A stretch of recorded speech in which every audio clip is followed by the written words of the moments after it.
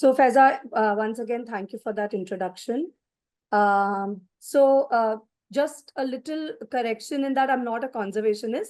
I'm an urban researcher and a publishing professional of sorts. So I write, edit, and I also have a small publishing practice. And like you said, a lot of that is what we are going to cover in today's talk, where, as the title suggests, that how can we look at writing about heritage? We look at it beyond the mere act of documentation. What else can it do?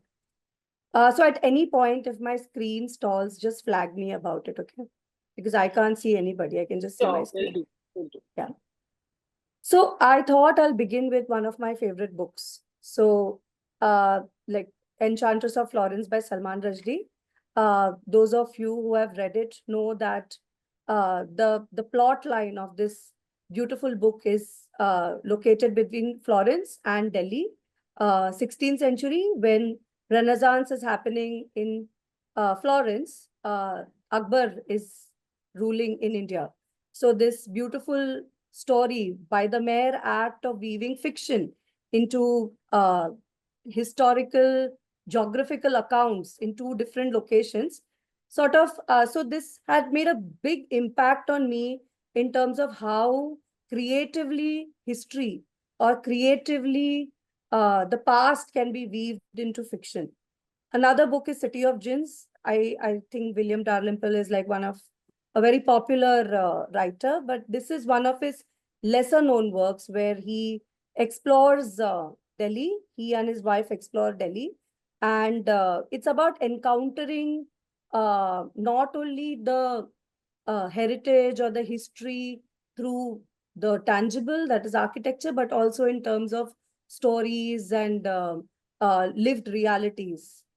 And the third book is this thriller, which is by Umberto Eco, another classic, which is called The Name of the Rose, where within, I think, a 10th or 11th century monastery, within that, a murder takes place. So then the writing captures how this is sort of uncovered. But what each of these books are able to do is go through the history, bring forth a part of history or the past lived experience in a very creative way. And I thought that, opening our talk today with these three examples will be opportune, as like one, it is an ode to a lot of beautiful writing that has happened in the past, and also to draw attention to the fact that writing about heritage can be beyond documentation. So before I get into what the talk is going to be, I think I'll just give a brief introduction about the part of my work that we are going to look at. So I run this publication and research initiative, which is called the People Place Project. And what you can see on the screen are the different kinds of work that we have done across the last 7 years. Largely, our focus has been looking at rereading cities through a lens of empathy and a lens of people, that is looking at it from community, from the conceptual framework of place. So a place being different from space, where place is embedded with a lot of meaning making, which means it's a more participatory process in terms of how people come together and add identity to the place. So that is a large part of what we try to do through our work. So in a brief and in a nutshell, we largely publish and research about built environment. But like I think, unfortunately, we are in the urban setup, but it's not just limited to urban built environment, but built environment at large, and trying to go through each project and understand questions about the urban. So what today we'll be looking at is like I have structured my this talk in three parts. So here let me begin with a cliche. So often the popular imagination of heritage, when we think about it, is these grand monuments, historical buildings, or cultural artifacts like traditional food, clothing, etc. And always the impulse towards heritage often is to conserve it and preserve it, because we find a sort of solidarity, we find a sort of rooting in that past, and which is why this whole striving towards conserving. So, is there a possibility to write heritage and participate in this act of conserving is one. And of course, looking uh, beyond the popular understandings of heritage, which is the ones that I listed, the buildings, the cultural artifacts, etc. The second aspect that I want to raise is about whose heritage gets written, and how do we recognize, or whose stories, or whose cultures, artifacts, etc. get recognized, and how as heritage, and can the act of writing heritage make heritage visible? Like, can the act of writing be an act of making it visible? So, with both, somewhere I'm coming towards the argument that when we write heritage, and it is not just limited to writing, but even talking or understanding heritage, it is a deeply political act. So, um, it always ties back to questions of citizenship, belonging, um, and how and where we are doing these conversations about heritage. So, so when we talk about possibilities of writing heritage, so these are some of our projects. Like, in fact, this is a project where we had associated with Khaki as well, and where uh, where we worked with MMRDA. There is a Heritage Conservation Society in MMRDA, where we worked with them to produce maps, what you see on the left-hand side.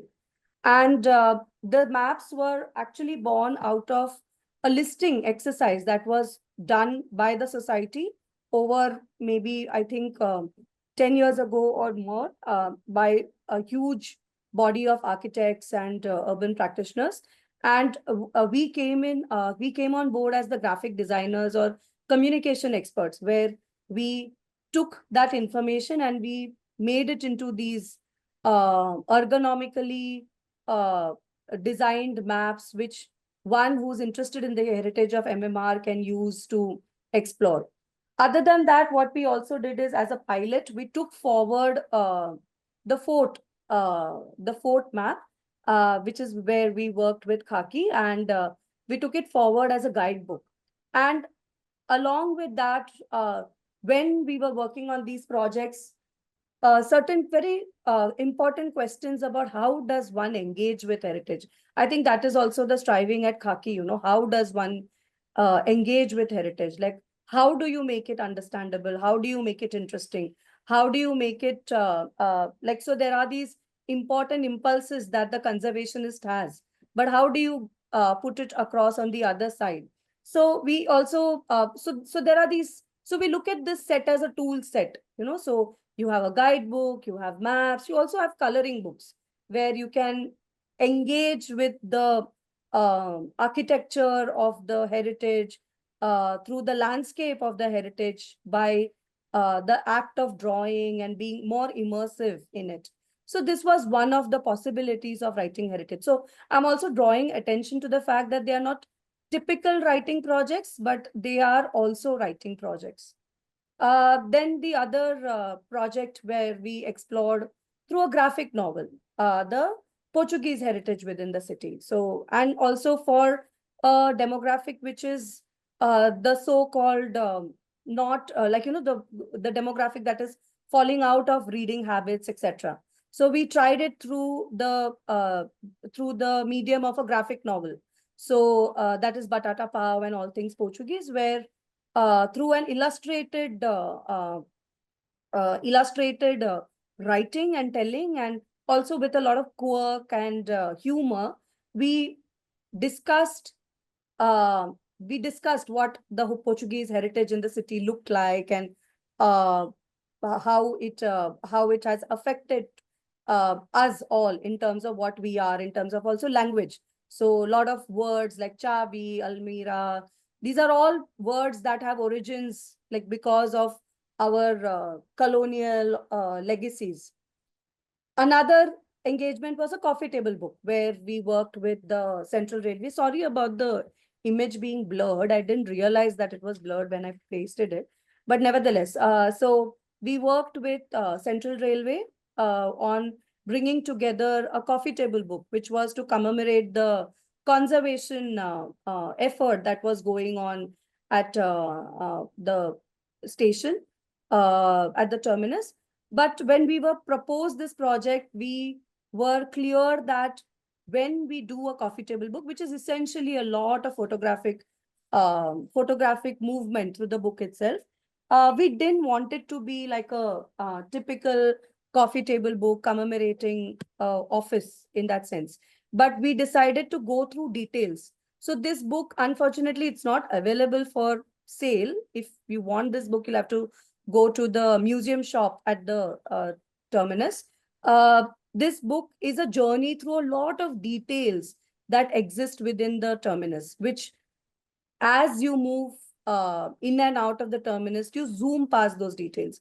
So this book and the medium, that is the photographs that we used over here, were a way to hold ourselves, pause, and observe these details in with greater with minuteness. That was the purpose of the book. So these are all possibilities of how one can engage with writing heritage. It can be photographs, graphic novel, like I showed you before, maps, books, guidebooks, etc., and also novels, as how we opened it. However, is there a possibility of talking and this act of conserving by looking at a place or talking about heritage through people? So this has been one of our major methodological approaches, where we have engaged with ethnography in a very intrinsic, in a very in-depth way. And I feel our growth has also been through exploring this method, where what we propose is that the city or the place or the heritage that we are talking about is constantly under a state of negotiation and flux. And this is because of the engagement of the people who are the actors in that process. So it is not the place itself, but it's the people who sort of come and make meaning to the space by being important actors, interpreters, representatives, or even sometimes important stakeholders in terms of deciding how these places transform, what directions it takes. We have these stories all around us all the time. So that became the lens, or that became the perspective to start looking at places. So, two beautiful quotes I have put out here from some of our books, where I'll read from the Ahmedabad book. Walk around, get lost in the streets, talk to people, because Ahmedabad's history and myths are a part of the collective consciousness of the city. Often we are told these stories as children. They are tales told by the old mujawars, holy men, and even the tramps that roam the city. In this way, the city's mythology is kept alive. So what I'm also trying to bring to attention here is that um, oral history, or understanding history through the lens of people, becomes a very important and engaging tool to engage with history. And in fact, one of the other questions that is often posed to us is, what if everyone has a different version of the story to say? Well, and like you can read it out there, well, each are equally valid. And that is how stories are. So one of the mottos that we uh, believe in is that it is not really important to know which one is true or which one is better, but it is important to understand what each of these stories tell you about the city and about the person who's narrating it to you. So this is a set of, these are the projects that I was talking to you about, where though many of these projects move in and out talking about history of various times, but and also over a period of time, what we've realized is the mere act of at that time, getting together these 50 stories about that place has become an act of archival and conservation, of conserving memory of that place at that time. So Mumbai, we did this book in 2015, and Mumbai today is very different. So when you look at this book is a slice of the city at that particular time. In fact, in a far more articulate sense, in articulate sense of talking about heritage, the recent project that we worked on, that is people call Ladakh. Uh, one of the because again this place is transforming because of tourism and also certain kind of environmentally sensitive projects, etc. The kind of transformation that this place is witnessing is exponential. It's just changing in a very big way. So a bunch of us who were working on this project realized that what we want to talk about is the culture and the heritage of this place, and we want to capture that this moment in time, but we want to be very consciously looking at everyday lives only. We don't want to look at big moments of heritage. We want to look at these small everyday moments of heritage, where whether it is somebody weaving his basket, or the way the chai is made, or the way the kitchen is the traditional kitchens are, like, I don't want to call it traditional, but the way the Ladakhi kitchens are and the reasons behind it. So the multi-level depth that that moment in the everyday brings to the understanding of heritage is what we have tried to explore through this particular project.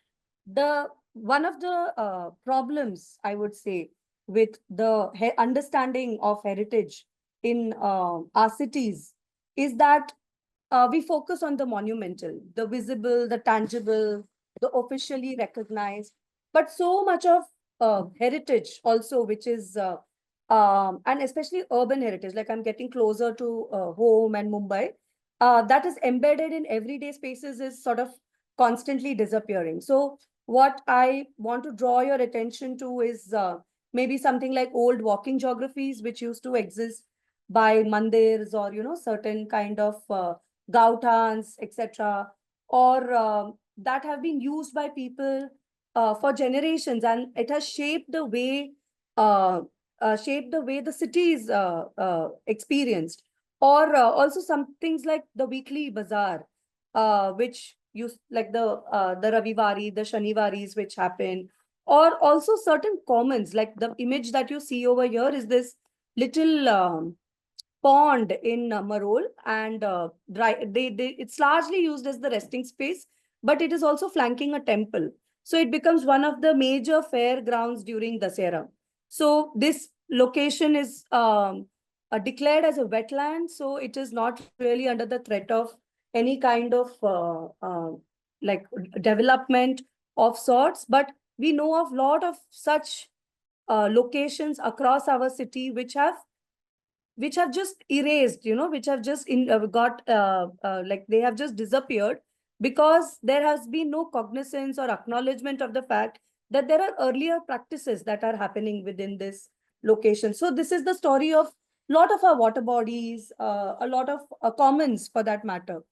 And in fact, these commons are also places where everyday life has happened in a big kind of a, with a lot of humdrum. They have uh, taken a place in these locations. But as we are in this large development narrative with very straight-jacketed ideas of heritage, these places are getting sidelined. So uh, like, because of course they don't fit into these dominant ideas of what heritage is supposed to look like.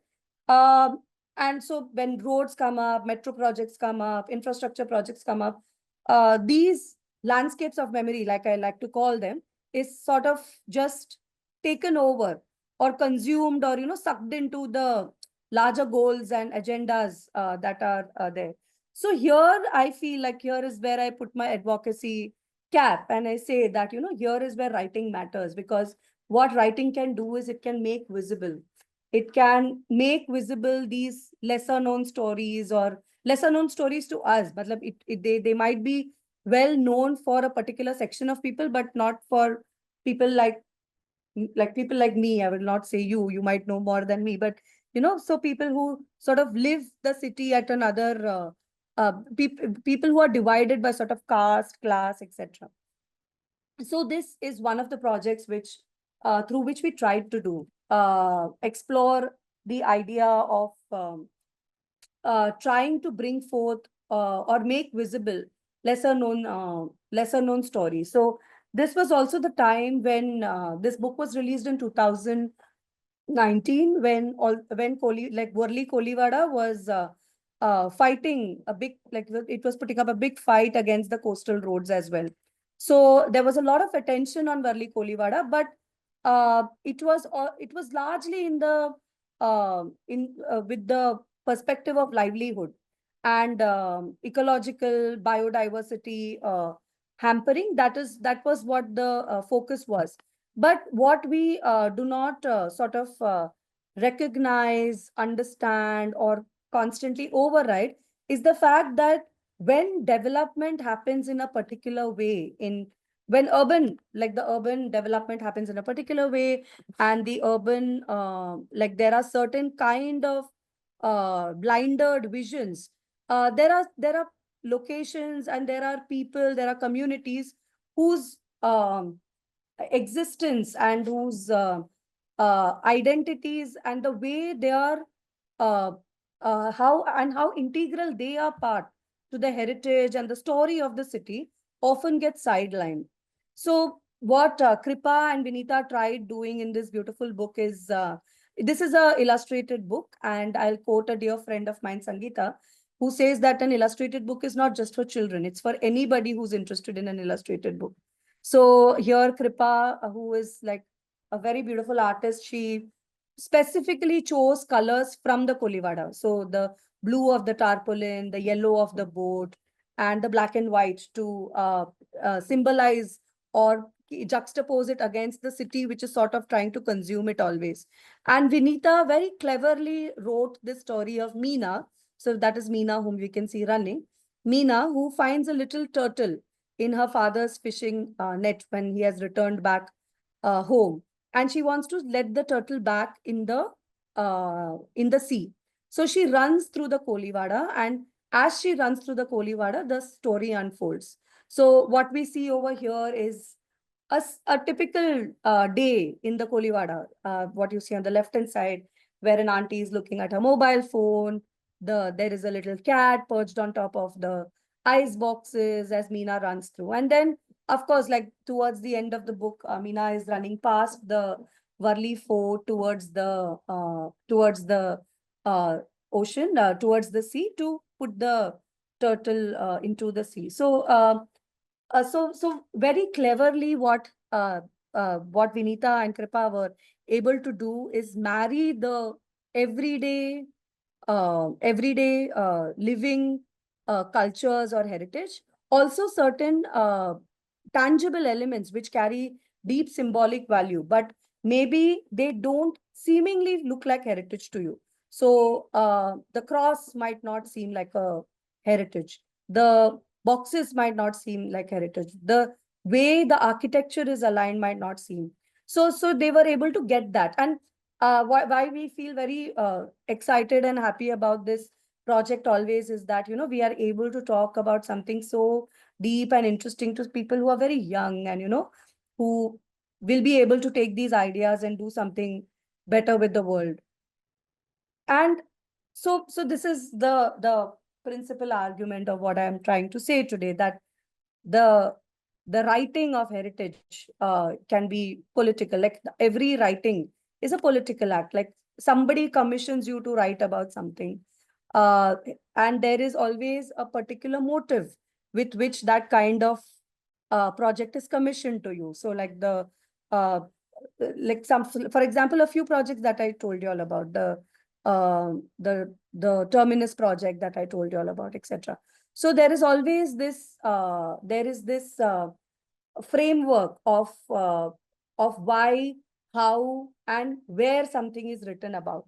So when we are talking about that, what happens to certain situations like I'll just bring up a scene for you all where um, so this was the latest project that I told you about, the that Faiza spoke about, that is Avaz.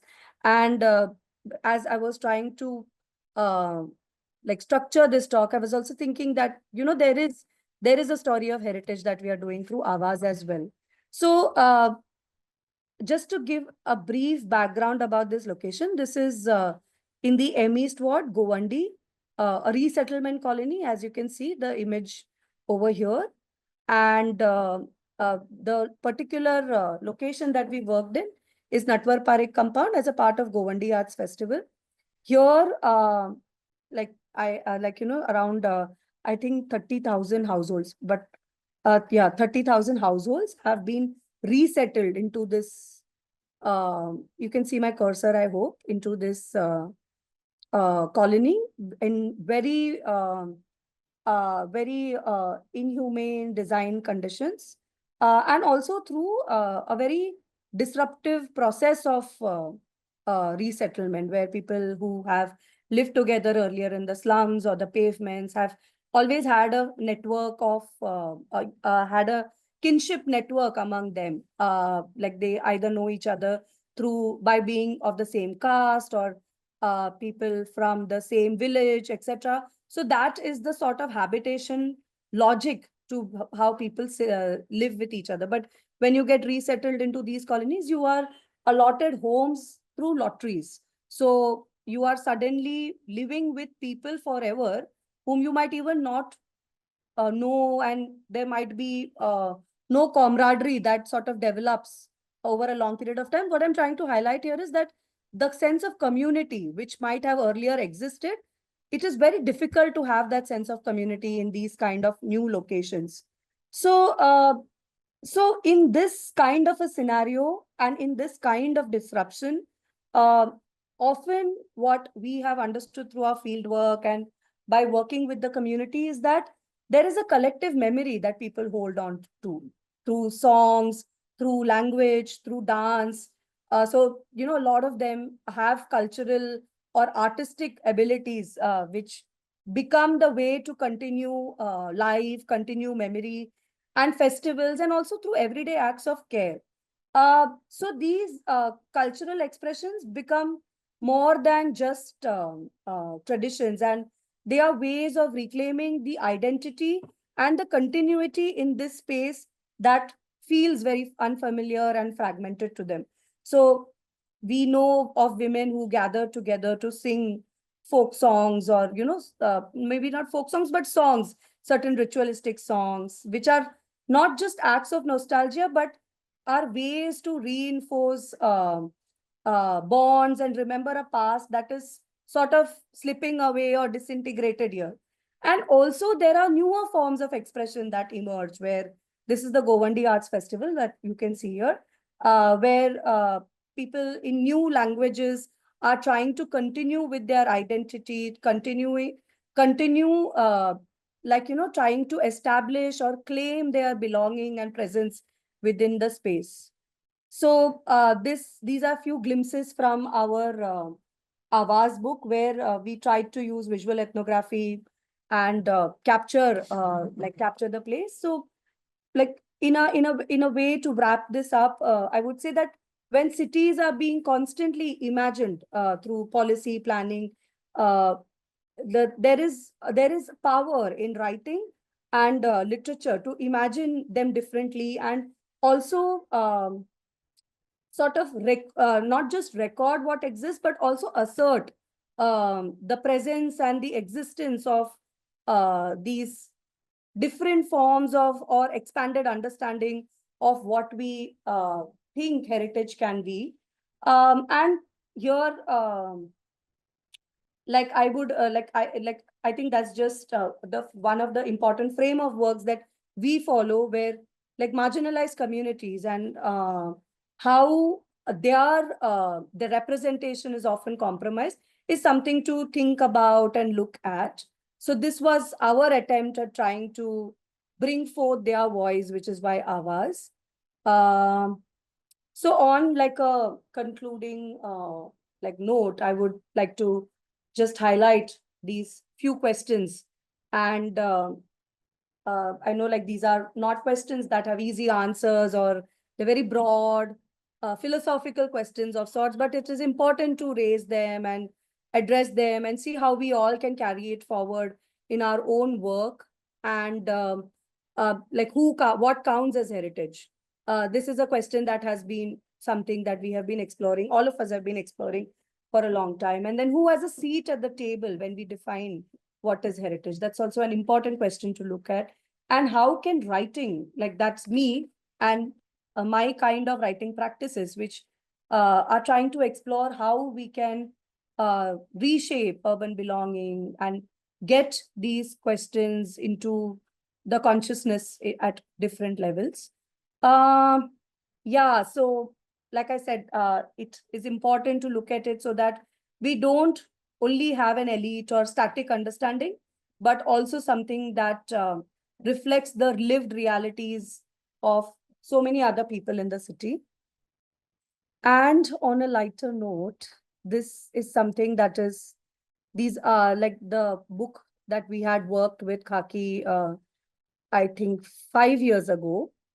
We have had the opportunity to work with MMRDA and take forward 4 other maps into guidebooks. And it has been like a really long work by all these wonderful scholars of heritage and urban knowledge. And we are going to release this book next month at Asiatic Society Darbar Hall. So yes, on that note, thank you so much for listening to me. Over to you, Feza, and over to anybody who has questions. Thanks, Nisha. That was extremely enlightening. And I think it just definitely leaves us with a lot of questions. But I think that's a great thing, because that's probably a good way to start thinking about heritage in various ways. One of the things that immediately struck me on a personal note is when you talked about your book, People of Mumbai, you said it came out in 2015, and you immediately, that's just 10 years ago, but you already Yeah. said that the city doesn't look like that anymore. Yeah. That kind of brings to mind how important the work you're doing is. And the other thing I'd just like to say is that I'm amazed at how many different forms of even writing, both the illustrative as well as writing, as well as collecting, that can happen. So, everyone, I'm going to encourage you to keep putting in your questions in the chat box, or maybe even just give me a raised hand so that I can, ask you to talk on this. So that might make a lot of it might be nice if you'd like to pose your question yourself. I do have a few in the chat box, so let me just go through these, Nisha. So yeah, so it's as Sukhi has said, it's very interesting to think that writing about heritage is a way to make it visible. I know we at Khaki do this as well in different ways, but writing is obviously a much more far-reaching way to do this, and very interesting for that. To me, the graphic novels were even more interesting because it becomes very easy for a lot of people who don't normally engage in reading heavier books, or a younger set of people to also be informed. Taran is actually very interested in these, and he was keen on understanding where we can buy these books, including, you mentioned that the coffee table book is at the Railway Museum bookshop, but other than that, where are these available? And hopefully, he's hoping that they are not very expensive. I too hope the same. Yeah, they are not. You can, sorry, like, yeah, I'm butting in. You can get them on Amazon. Oh, excellent. And and unfortunately, some things like the coffee table book that we did for the Central Railway, that you can only get at these museum shops.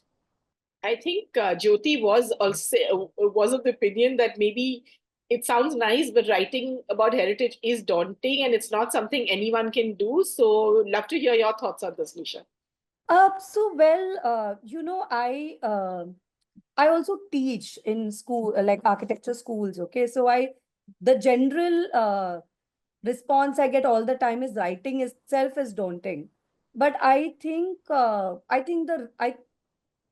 thinking is the problem. Like if we can't think, like writing is possible, you know, we can just write, uh, and there are editors, like whatever, like this is like the trade secret, like what you see out there is not just the author's work, it's always the editor also, you know, who is working with the author to better the text. So there is a lot of work on that end text that you see.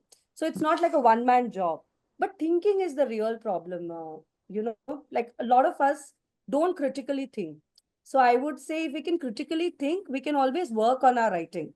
And now you have these AI, like, you know, there's so much of technology, like there's chat GPT, etc., everything to aid your skill set in that sense. So Interesting. yeah, that would be my response. First time I'm hearing an author actually say, go ahead, use Chat GPT, you know, on a lighter note. But yes. Uh, and yeah, you know, so both Sukhi and I have this same sense that how do you get more people to participate? How do people read? And in my opinion, how do people record these small stories? Is there some kind of an archive that could be contributed to if you're aware of it? So just wondering about that. So I feel there are so many interesting projects that are going on across, you know, the world. I would not even just say India. And and there are contributions and you know, participants people are looking for across. So there Right. are many avenues to contribute in different ways based on the specificity of what you want to contribute. So if you have an academic bent, then you know, you can go ahead, write papers, write journal articles, etc. But if you have a more curatorial bent, then you know, you can participate in various kinds of curatorial projects. Like, so I have some friends who contribute via photographs, and fantastic. And some, you know, some of our fellow practitioners like Gopal from Mumbai Post or Aslam from Bombay Ka Shana, they're all people who are documenting, but they're doing it through photography and micro text also in a way. So there are so many ways to do it. Interesting. In fact, you know, we do have one person who does document and write about this as well. So, Meher, on to you. I will take your thanks to Nisha. She has thanked you for the premise of today's talks. And like she said, she herself also spends long hours collecting and documenting histories. And she's agreeing with you that writing is a extremely vital tool to promote the conversation on conservation as well as on heritage. And yes, her point is also that it is a political act, but it also and also one where you have to believe that making visible the exceptional beauty of living heritage. I like the term living heritage, making Mm. little stories of our city, and it's all about people power in this situation. I would imagine in this case, Jyoti has a point that she was thinking that about a particular heritage, everyone may write something different. I think you made the point as well. So, have you come across differing stories and you know how this works? So, you know, like I said, like I put it on the slide, it is interesting to always see these diverse point of views. And it tells you more about, and there are always diverse point of views, right? Like you can, if you write history from a Marxist lens, it's going to be completely different from the way if you write it in a feminist lens, or if you write it in a pro-capitalistic way. So these are going to be very different, you know. So at the same time, if you're going to have an ethnographic approach like the way we do, so it will appear very non-conclusive, because ultimately it will appear like a bunch of 10 conversations we are putting together in a book. And then, you know, then you have to make sense of what you want to make sense out of that.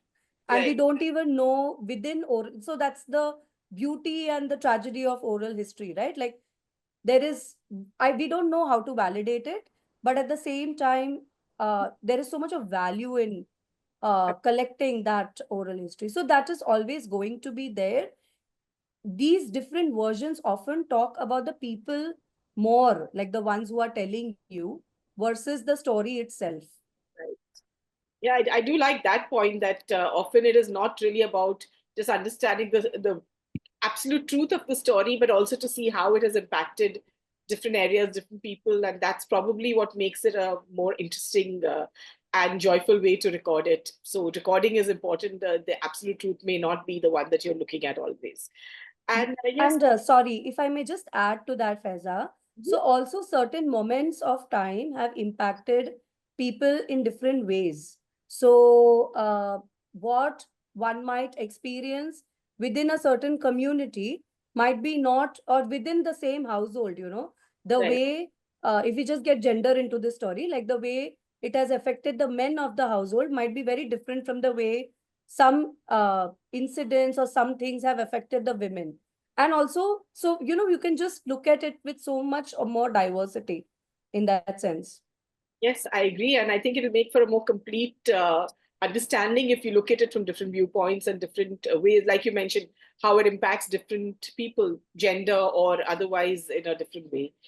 So, Soumya does have a point that moving on to the fact that there is so much urban redevelopment happening, it's probably a necessity too. But how do you think that writing and documentation can make that process be more sensitive for communities?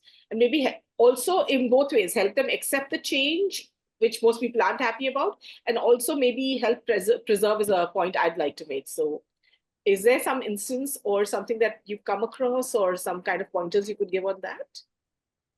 Hey Soumya. So I think it's a very complex scenario to respond to. And writing is like a very small tool, and here I can only advocate for that because that is a tool that I use to work. But I think I feel. I think it's just very complicated. Like I can just think of multiple examples in my mind of how marginalization constantly happens within development, and often development is very biased. It is only serving certain sections and not serving so many other sections. And also there is a certain kind of bias in the, like, even when it is serving certain sections. For example, there's this beautiful book called as Invisible Women, which argues that the design, like a lot of design standards are a cisgendered male. And Right. so right from the handle you're holding in your bus or the train to the width of the doorway, so Mm. these are all parameters. So this is how biases operate in such like, nuanced, complex ways. And within that, there is the story of communities getting marginalized, which is like a larger this thing. So here, to respond to Soumya, I think we can, and also see, the thing is, how do you write with communities, right? You can write about communities, but can you write with communities is a question I would ask here. Like, is there a co-writing process? So yeah, it just opens more questions than Yes. I can give you any answer. As you said, there are more questions, but I think it's a good point because these questions will make people think. Yashpal, I know you've raised your hand for a question. So, how about you unmute yourself and ask it? Yeah, I wanted to talk on two things. The one was that there is a program which was started by Tata Institute of Social Sciences, and which was to know from the common people their stories on partition. Hmm. All right. So people who came from Sindh and Punjab Yeah. via Karachi and settled down in areas like Chembur, Ulhasnagar, and others. And it was a wonderful project that was undertaken by the students of TIS. And the entire stories with pictures has been now archived at the Godrej Library in Vikhroli. Okay, so that is something that can be initiated for other kind of incidents and narrations. The other initiative, which is something that Khaki can take up, it happens in the US by a society which has set up small little kiosk at prominent places, like, say, the Central Railway Station. And it is manned by one a recorder and the other a photographer. And any people who can't really read or write, but they can just narrate their stories. So the stories of common people, and with the facilities provided for recording and also for translation into English, and those are archived in the University of Virginia. So they're in the library at the University of Virginia. So this is something that could perhaps, and that is my pet project, but I don't know whether it will happen during my lifetime. But this is something that society like the Khaki can take it up, and so you have Flora Fountain, you have a small little place somewhere, and then people can just walk in and just talk, okay, with their common stories or experiences. So that is what I wish to state. Okay, thank you very much. Thanks, Nisha. Thank you very much. Thank you, sir. Thank you, Yashpal. These are very interesting insights on getting more information, and that project definitely sounds interesting. Hopefully, we can do something like that in this country as well. Nisha, a couple of more questions and points. I think Jyoti had a question on whether there was, you mentioned about the wetlands in Andheri East. Are there still some in Mumbai which you would call heritage apart from that one? Or I think that's a question, if I'm not mistaken, Jyoti. Faiza, I think more than me, there are certain other conservationists who are equipped to answer this in a far better, and articulate, or in the sense that they know these geographies really well. I know it merely in the sense of an urban commentator. But of course, like, we see them around us all the time. But someone like Minaz, who's a part of this, like she's there in the chats, I can see her. So she's somebody equipped to give more insights into it, because she's also been a part of this project called as Living Waters Museum. So, they have done a huge project on Mumbai where they have addressed these different heritage, memories, etc., connected with water. So, Interesting. In fact, Minaz is the one who has a certain, one is she compliments you on a great talk, but also was just trying to get a sense of feedback that you've received from readers who have connected with your books and your publications. And also, she was wondering whether, going back to Awaz on the Govandi group of people, what has been the impact on that community, if any, and how do the writers of that book look back at it is something that would be of interest to her.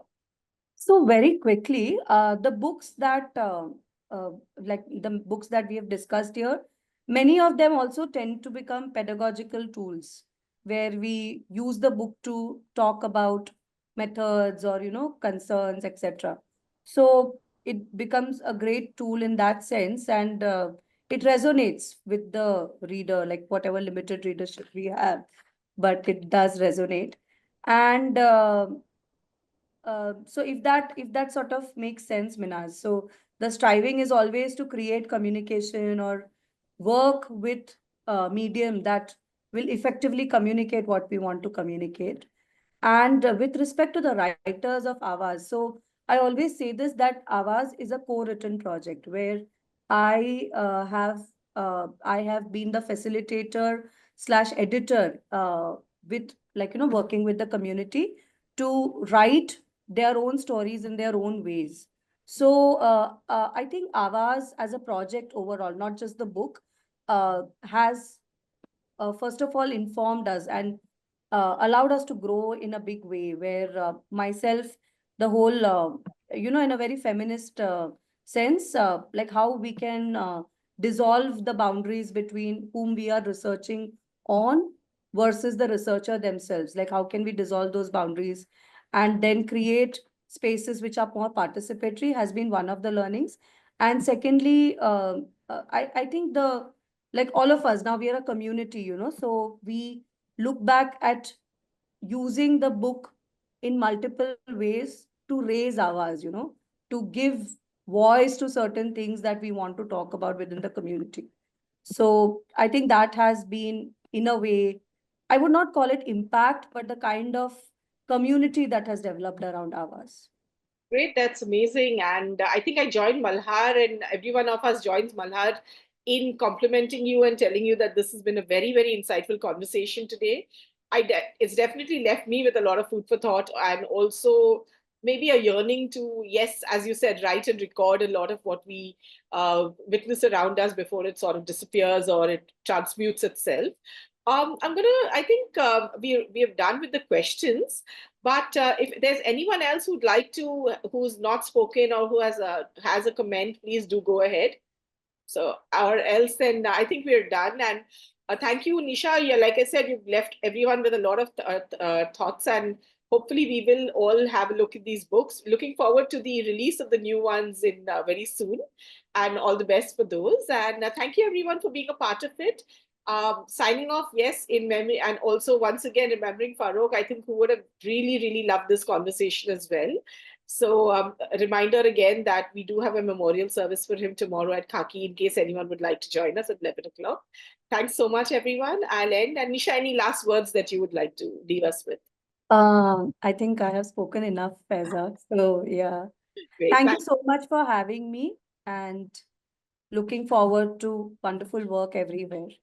Thank you. And just one last thing for Farokh, and I'm going to see if I can like actually say that correctly, but I'm just going to because this is a small Parsi prayer for him, so I just thought I would end with that. Just give me a second if you can. I'm going to look it up because I don't want to say it wrong. Garothaman Behes Hojoji. Thank you so much, Farokh, once again. Thank you. And rest in peace. Thanks, everyone. Bye.